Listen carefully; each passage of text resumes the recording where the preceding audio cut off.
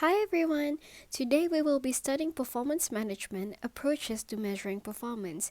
This topic will be divided into four parts: defining performance, determinants of performance, performance dimensions, and the three approaches to measuring performance that are behavior, results, and trait approach. Each part will have its own video, so please make sure to check them out. Performance management systems usually include measures of both behaviors, that is, what an employee does, and results, which is the outcomes of an employee's behavior. The definition of performance does not include the results of an employee's behavior, but only the behaviors themselves.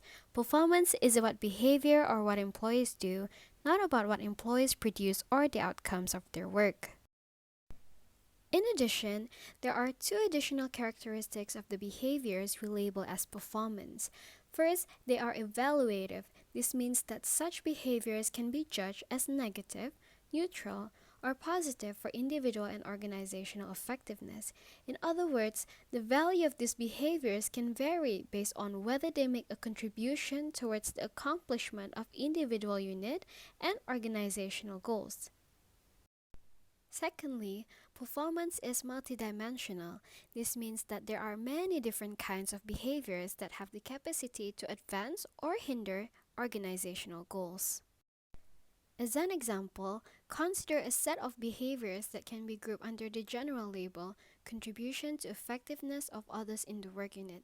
This set of behaviors can be defined as follows: working with others within and outside the unit in manner that improves the effectiveness of sharing information and resources, developing working relationships, building consensus, and constructively managing conflict.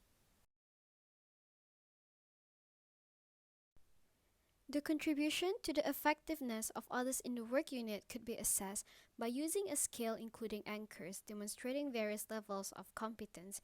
For example, anchors could be words and phrases such as outstanding, significantly exceeds standards, fully meets standards, does not fully meet standards, and unacceptable. This illustrates the evaluative nature of performance because this set of behavior is judged as positive, neutral, or negative.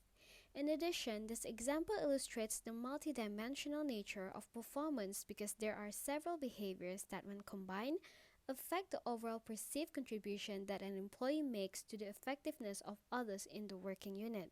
In other words, we would be missing important information if we were to only consider, for example, share of information and resources and did not consider the additional behavior listed earlier.